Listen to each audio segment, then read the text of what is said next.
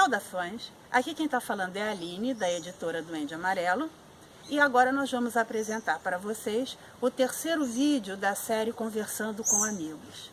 Conforme foi anunciado, o escritor Lord Thanatos vai falar conosco sobre a estrada, o caminho para o inconsciente e como isso nos auxiliaria em nossas iniciações mágicas. Muito obrigada, sejam bem-vindos.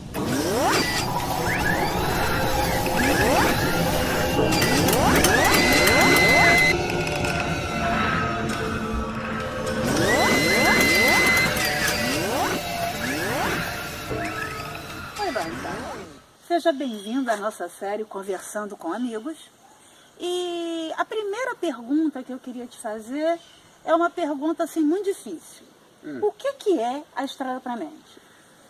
Bom, a estrada para a mente foi uma metáfora que eu encontrei para falar do caminho muito singular que cada um tem entre si mesmo, entre o seu aspecto consciente, esse lado externo que nós nos apresentamos, para dentro de si mesmo, para o que eu chamo de eu interior.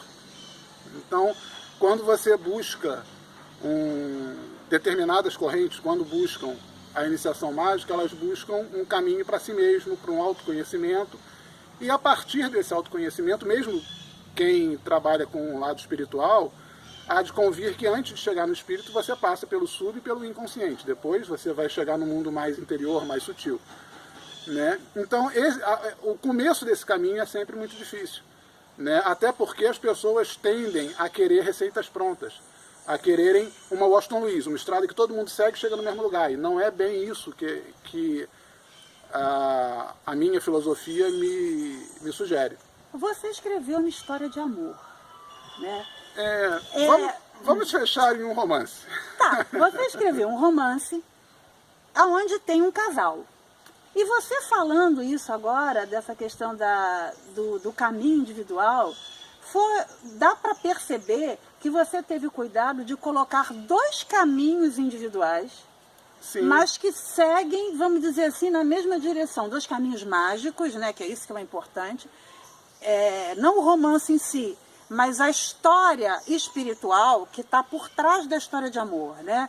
Os dois personagens que têm práticas espirituais diferentes, mas que estão caminhando na mesma direção. Você pode falar um pouquinho sobre isso? Exatamente isso. A ideia de trabalhar isso com romance abre outras interpretações muito úteis para tratar desse assunto, né? E uma delas é de que eu brinquei com você aqui, de não é uma história de amor, mas um romance, porque normalmente nas histórias de amor, né, se tem aquela ideia de que você se anula pelo outro, né, de metades de laranja, que não é uma coisa muito da minha filosofia, não. Né? Nós podemos ser um casal, né, mas não deixamos de ser indivíduos. Ó, cuidado com spoiler, hein? Você não pode entrar na história, não, porque senão vai cortar um pouco o objetivo da entrevista. Mas onde eu quero chegar é isso, é que independente da relação amorosa que os dois têm, independente da relação romântica, cada um está seguindo a sua direção, a sua estrada em direção ao seu destino individual. Então cada um tem uma trilha diferente, tem uma trajetória diferente, cada um usa veículos diferentes. E o mais interessante é que os dois partem da mesma orientação metódica, vamos dizer assim, que é o livro do Thanatos. Né? Então, eu aí estou numa maquete, que é uma maquete, vamos dizer, resumida. Eu estou falando de duas pessoas dentro da mesma corrente filosófica e realçando a diferença individual. Mas, principalmente hoje em dia, se você quisesse fazer uma abordagem mais holística da coisa, seria muito complicado, porque você não tem pessoas partindo dos mesmos livros. Você tem aí aí a gente vai começar a tocar até na questão da intolerância religiosa, né? que é a diversidade de opções que você tem filosóficas de seguir essa ou aquela corrente e não se sentir melhor ou pior do que alguém porque a pessoa segue uma corrente X, eu sigo uma corrente Y. Agora vamos fazer uma pequena fofoquinha. Por um acaso esse livro é autobiográfico? Você tem alguma identificação? Você é o Theo? Você é o Theo e na sua vida teve ou tem alguma Selene que seja importante para você? Ou ele é parcialmente biográfico, ou ele não tem nada de biográfico? Conta pra gente, e conta pra gente como é que foi essa gestão desse livro, a operacionalidade mesmo da coisa.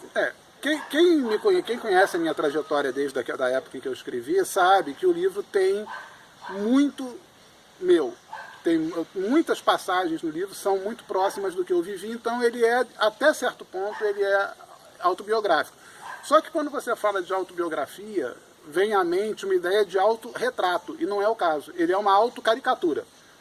Né? Eu precisei distorcer fatos, eu precisei distorcer detalhes para que o livro se tornasse mais didático, para que eu conseguisse passar o que eu queria passar de útil para as pessoas, porque tem coisas que são muito úteis para mim, mas não seriam úteis que as pessoas soubessem, porque não é do caminho delas, era do meu.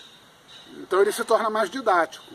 Né? E ao mesmo tempo, eu precisava compactar de uma forma rápida, né? E aí um dos pontos que eu ainda considero fracos do livro, é que ele faz parecer que o processo mágico você começa hoje, daqui a 2 meses você é um sacerdote, é um avatar. E não é o caso.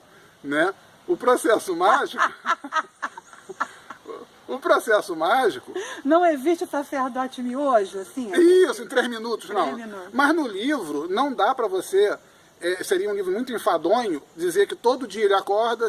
Por exemplo, eu gosto muito de brincar que é como um rapaz franzino no colégio, na 5ª série, um garoto franzino querer ser atleta olímpico. Ele pode ser? Ele pode. E ele vai ser, se ele quiser, se ele realmente quiser.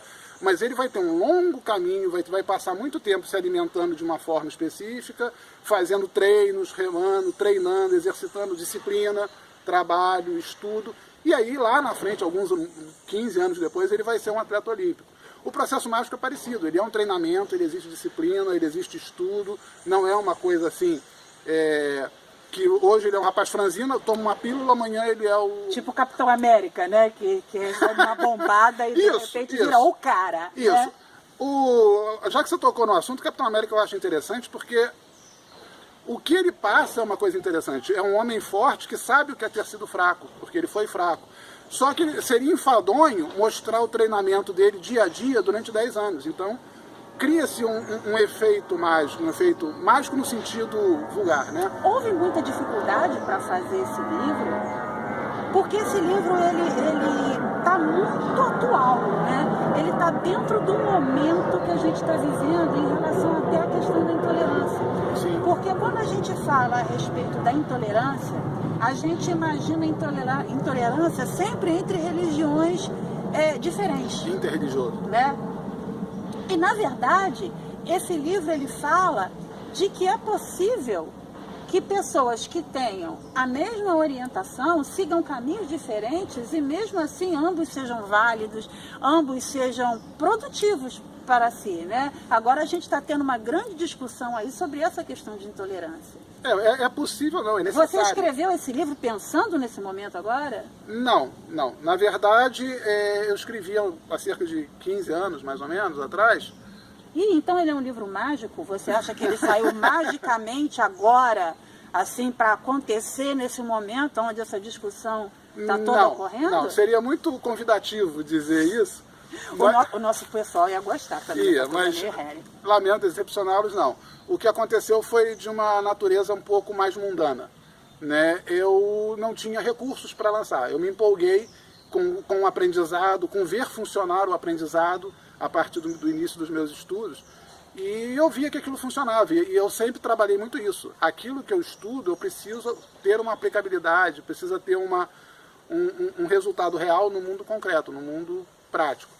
Né? Sim, claro. E quando isso começou a acontecer, eu comecei a querer divulgar e compartilhar esse conhecimento. Então eu escrevi o livro, me empolguei, escrevi o livro, e quando eu pensei, eu falei, tá, escrevi o livro, e agora? Né? Não tinha recursos para fazer uma edição independente, não tinha editoras que dessem a devida atenção ao livro. Resumindo, há 15 anos atrás você estava duro que nem um coco. Isso. Né? Então eu falei, bom... mais chique, né? Momentaneamente sem recursos para desenvolver o projeto, fica mais bonito. Fica, duro que nem um coco. Então, até não estava duro que nem um coco, mas não tinha como bancar uma edição independente. Então eu falei, bom, eu vou usar o que eu aprendi e começar a fazer um trabalho voltado para a prosperidade, para conseguir juntar os recursos necessários para editar o livro por minha conta. Né? Talvez eu tenha errado um pouco na mão, né? E acabei fundando uma editora. Né? Ou seja, os recursos foram muito além da edição de um livro, a possibilidade de lançar vários livros. Né?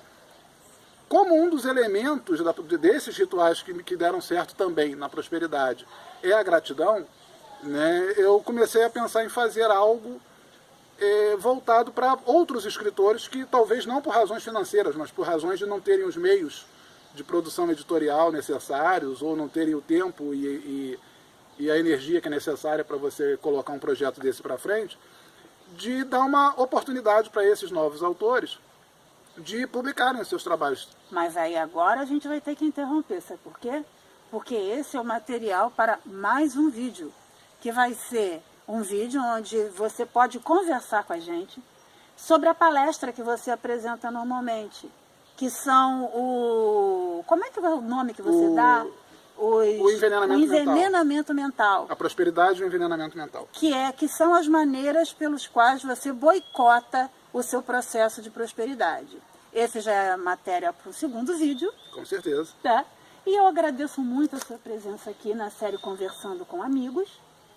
E gostaria de convidá-lo para não demorar muito, para falar com a gente sobre a prosperidade, porque é uma coisa que muita gente vai gostar de ver. Com certeza, muito em breve. Bom, gente, esse foi Lord Thanatos, que nos apresentou o livro dele, A Estrada para a Mente. E conforme vocês estão vendo, nós estamos gravando no lugar onde a capa do livro foi idealizada. Peço a vocês, por favor, a gentileza, se vocês puderem, de se cadastrar no nosso canal do YouTube. E lá tem outros vídeos muito interessantes também que vocês podem ver da nossa coleção Conversando com Amigos. Muito obrigada e até o próximo vídeo.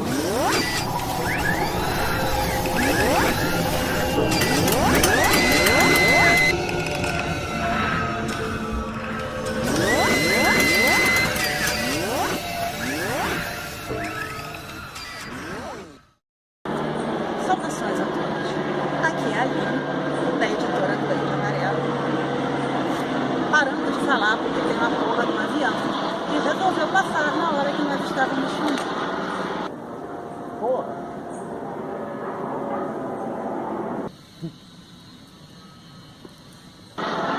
Vamos pegar